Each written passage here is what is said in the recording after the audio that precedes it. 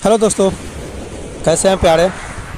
चलिए आशा करता हूँ कि अच्छे होंगे। ओके, पिछले वीडियो में हमने 1 से लेकर के 11 तक ये जो 2022 का जो सेट है, ठीक है, इसके 1 से लेकर के 10 तक क्वेश्चनों को करवा दिए थे। उसके बाद 11 से लेकर के हम क्वेश्चन आए हैं, ठीक है।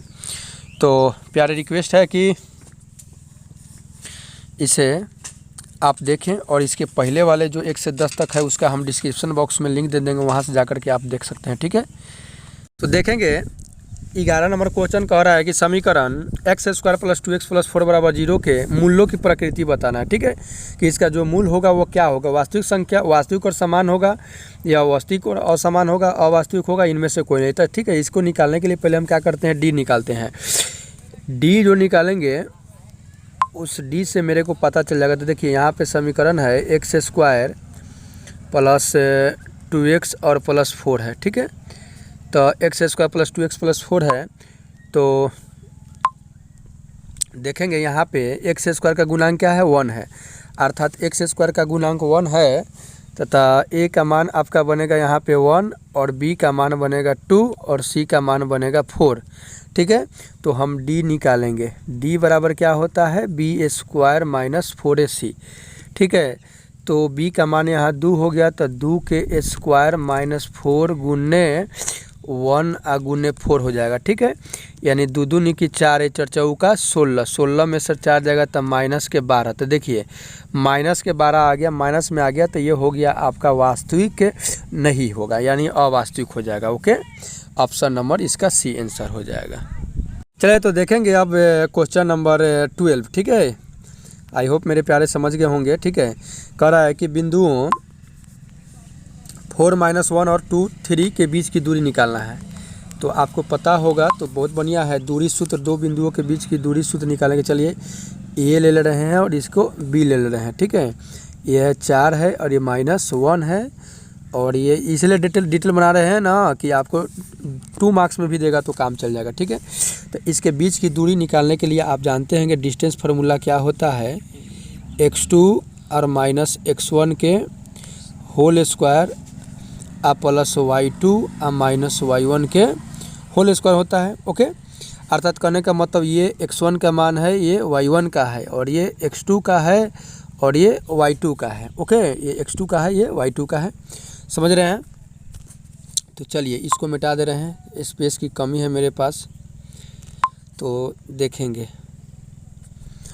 x2 - x1 बोले तो 2 - 4, तो 2 - 4 कीजिएगा, यानी 2 - 4 स्क्वायर और जोड़, फिर कीजिएगा y2 - y1 था तो 3 - 1, तो ये -1 आगाड़ी से है, मास सूत्र का हो जाएगा तो प्लस हो जाएगा, यानी 3 + 1 के स्क्वायर कर दे रहे हैं। ओके, तो ये 4 में से 2 जाएगा तो -2 के स्क्वायर, 3 1 4 हो जाएगा, यानी 4 के स्क्वायर, ठीक है। तो 2 दूनी की 4, ये 4 चौका 16, तो 16 4 कितना हो जाएगा, 20, ठीक है। तब 20, अब 20 जो है इसमें तो आपको है नहीं, तो 20 को कुछ खंड करेंगे, ठीक है। जो खंड आएगा वही क्या हो जाएगा, मेरा आंसर हो जाएगा। चलिए इसको यहाँ पे क्लीन कर दे रहे हैं।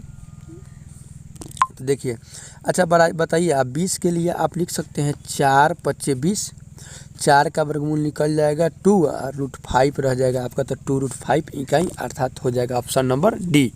ओके, तो मेरे प्यारे आई होप समझ गए होंगे। देखेंगे नेक्स्ट क्वेश्चन, यानी क्वेश्चन नंबर 13।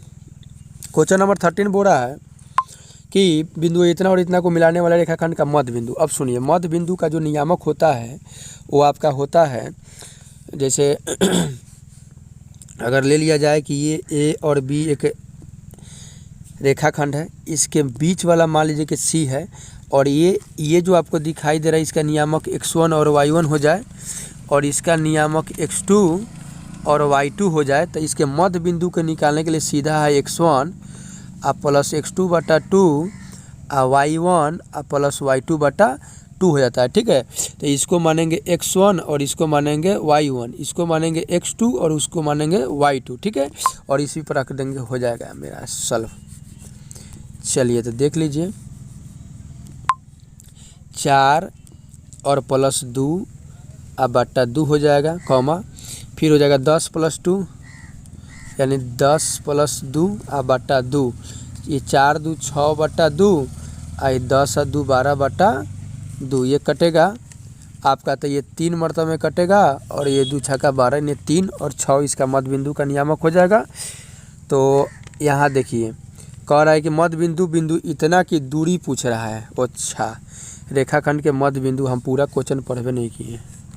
ओके, तो यहाँ पे कह रहा था कि रेखाखंड के मध्य बिंदु से, तो मध्य बिंदु तो हम निकाल दिए, अब इसका दूरी पूछ रहा है। तो अभी दूरी सूत्र हम बतेबे किए हैं। तो मध्य बिंदु ये मेरा आ गया, तो अब इससे दूरी हमको ये पूछ रहा है। ठीक है, इसका दूरी पूछ रहा है, ये जो देख रहे हैं इससे दूरी पूछ रहा है, तो इसका निकाल दे रहे हैं। मिटा दे रहे इसको। अब तो मध्य बिंदु मेरे को मिल गया, तो दूरी निकालना है। चलिए, तो अब सीधे हम डायरेक्ट दूरी निकाल दे रहे हैं। 3 और -0 तो 3 के स्क्वायर आ जोड़ 6 - 2 यानी 4 के स्क्वायर। तो ये हो जाएगा 3 3 के 9, 4 4 का 16। आप समझ रहे हैं 16 9 कितना होता है 25। 16 9 25 और 25 का कितना निकलेगा 5, यानी 5 इकाई हो जाएगा। ऑप्शन नंबर आपका देख रहे हैं सी। ठीक है, ऑप्शन नंबर सी आंसर हो जाएगा। ओके, आई होप समझ गए होंगे। देखेंगे next question, question number 12। Question number 12 sorry 14 देखेंगे 14 नंबर है आपका। त्रिभुज ABC के शीर्ष के निर्देशांक आपको दे दिया। ठीक है, एक त्रिभुज ले लीजिए A, B और C, इसके शीर्ष का नियामक दिया है 2 और 4 दिया है। उसके बाद 0 और 6 दिया है और कितना दिया है 4 - 1, समझ रहे हैं ना। ठीक है, तो इसके हमको केंद्र का निर्देशांक जब निकालना होता है केंद्र का, तो केंद्र का निर्देशांक निकालने के लिए सूत्र है x1 + x2 + x3 बटा 3। ओके, फिर y1 + y2 और + y3 बटा 3 हो जाता है। ठीक है, तो इसी चीज़ को हम क्या कर रहे हैं यहाँ पे रख करके हल कर रहे हैं। ठीक है, देखेंगे अर्थात जब भी केंद्र के निर्देशांक पूछे तो ये तीनों के ये 2 हो जाएगा, + 0 हो जाएगा और +4/3। ओके, उसके बाद हो जाएगा आपका 4 हो जाएगा, +6 हो जाएगा और प्लस माइनस के 1 हो जाएगा, यानी प्लस माइनस कर दे रहे हैं डायरेक्ट। ठीक है, इसको माइनस कर दे रहे हैं -1/3।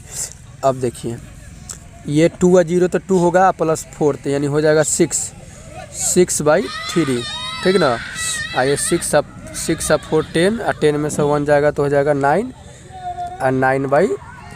ठीक है, तो ये कट जाएगा आपका, ये 2 मरतबे में कटेगा, ये 3 मरतबे यानी 2 और 3 हो जाएगा केंद्र का निर्देशांक। ठीक है, खोजिए किधर है, ऑप्शन नंबर खोजेंगे बी। ठीक है, ओके, तो चलिए आई होप समझ गए होंगे।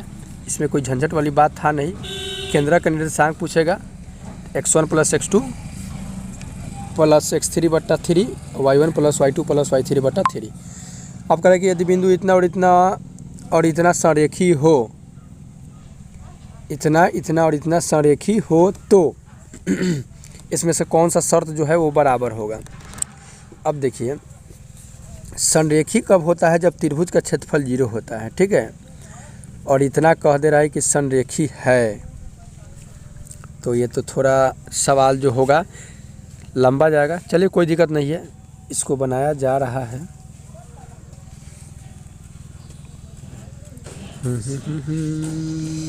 चले तो कोई दिक्कत नहीं है, देखेंगे। ठीक है, थोड़ा लंबा जाएगा, लेकिन आपसे रिक्वेस्ट रहेगा कि इस प्रकार से जब क्वेश्चन आपको आएगा तो आप इसे छोड़ करके आपको, क्योंकि 100% आपको दे रहा है ऑब्जेक्टिव, तो वैसे क्वेश्चनों को बनाने के चक्कर में लगेंगे। ठीक है, इसमें आपको समय इन्वेस्ट करने की कोई ज़रूरत नहीं है। ठीक है, चलिए तो देख ले रहे हैं।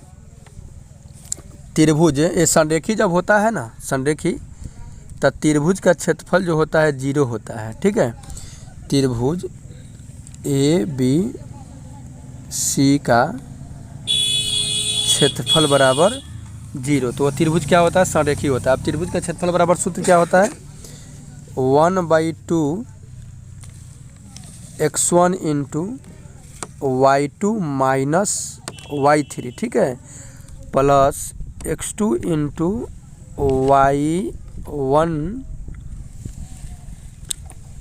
x1 into y2 minus y3 x1 into y3 minus y1, ठीक है, क्या हो जाएगा y3 माइनस के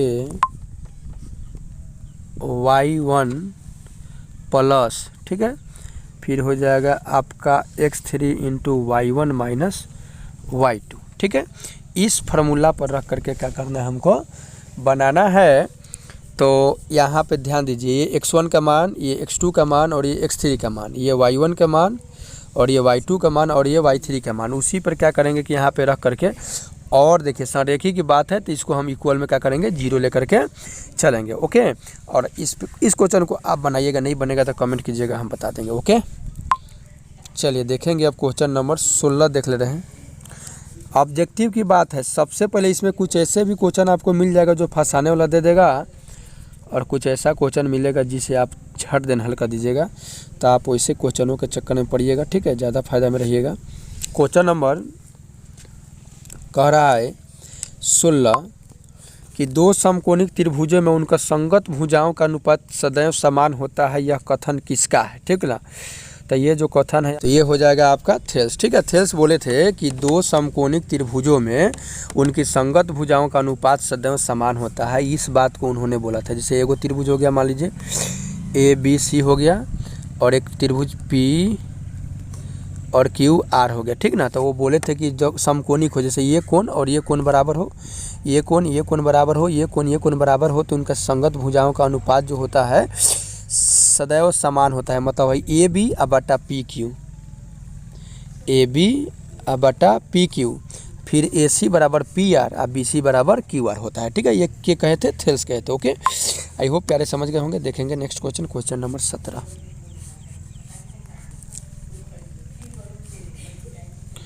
क्वेश्चन नंबर 17 आपका है कि यदि किसी त्रिभुज में दो भुजाओं के वर्गों का योग तीसरी भुजा के वर्ग के बराबर हो तो, ठीक है,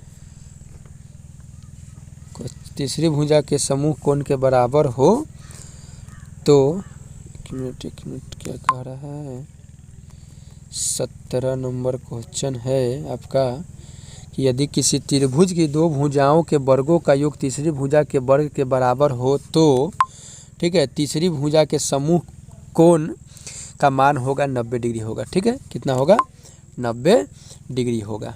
ओके, ये तो इजी था, कोई झंझट वाला था नहीं। चलिए देखेंगे क्वेश्चन नंबर अब 18, ठीक है। 18 का है कि त्रिभुज ABC और DEF समरूप है, BC बराबर इतना है तो इतना कितना होगा, ठीक है। चलिए ABC और त्रिभुज DEF में BC दो त्रिभुज हैं, एक लीजिए AB और C, एक त्रिभुज है DE और F, DEF, दो गो त्रिभुज आपका हो गया, जिसमें BC दिया है 3, ये दिया है 3, EF दिया है 4, ये दिया है आपका 4। ABC का क्षेत्रफल, इसका क्षेत्रफल दे दिया, तो इसका क्षेत्रफल निकालने के लिए कहा था। देखिए, संगत भुजाओं के वर्गों का अनुपात बराबर क्षेत्रफलों का अनुपात होता है, ठीक है, ध्यान रखिएगा। तो ये हो जाएगा आपका 3/4 बराबर 54 है ना, 54, और दूसरे त्रिभुज का क्षेत्रफल पूछा है तो कुछ ना मान करके x मान ले रहे हैं, इधर वर्ग होता है, ठीक है। तो ये हो जाएगा आपका 3 3 की 9, सॉरी, ये हो जाएगा आपका 3 3 की 9, ये हो जाएगा 4 4 का 16, ठीक है। और इधर कितना है, 54 बटा x है। तो ये देखिए 9 छक्का 54, तो 16 छक्का 96, यानी दूसरे त्रिभुज का भुजा कितना हो जाएगा, 96 हो जाएगा, ठीक है।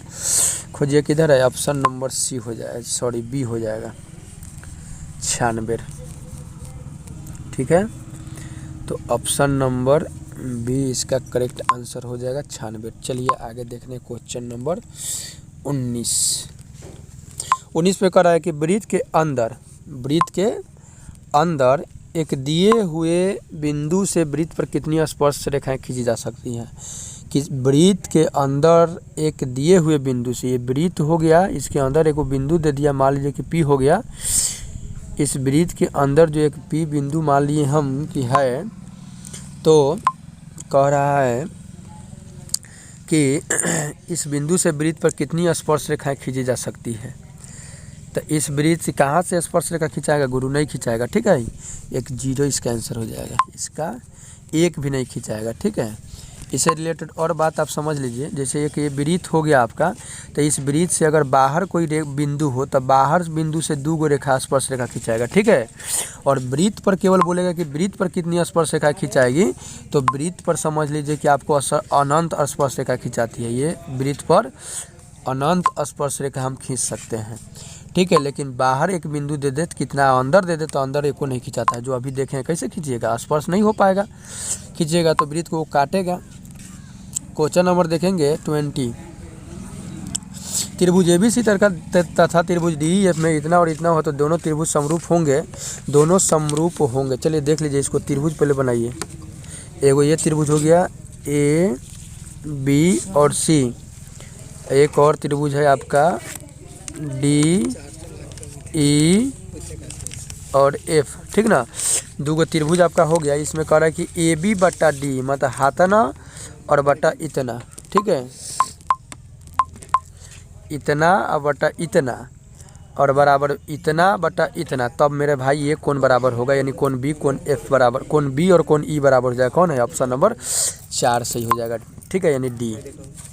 चलिए आई होप समझ गए। आगे है समद्विबाहु समकोण त्रिभुज ABC में कौन सी समकोण है, तो AB² बराबर क्या होगा। चलिए देखिए, ये आपका हो गया एक AB नहीं, इसको C को समकोण कह रहा है, ठीक है। तो C को समकोण रखेंगे हम, ये C समकोण हो गया, यहाँ B दे दे रहे हैं, ठीक है। तो इसमें कह रहा है कि AB² यानी हाई स्क्वायर और हाई दोनों समद्विबाहु है, मतलब दोनों भुजा बराबर है, ठीक है। तो AB² बराबर हो जाएगा 2BC², ठीक है। 2BC या 2AC², मतलब BC² जो AC² करेंगे ना, पाइथागोरस पर में क्या कहता है, कर्ण के स्क्वायर, यानी AB² बराबर BC² और जोड़ AC के स्क्वायर, यही ना होता है, ठीक है। अब देखिए ये दोनों बराबर है, तो हम क्या करें, BC के जगह पर रख दे रहे हैं AC, तो AC² जोड़ AC² 2AC² यानी ऑप्शन नंबर 21 के ए हो जाएगा सही, ओके। चलिए आई होप समझ गए होंगे मेरे प्यारे।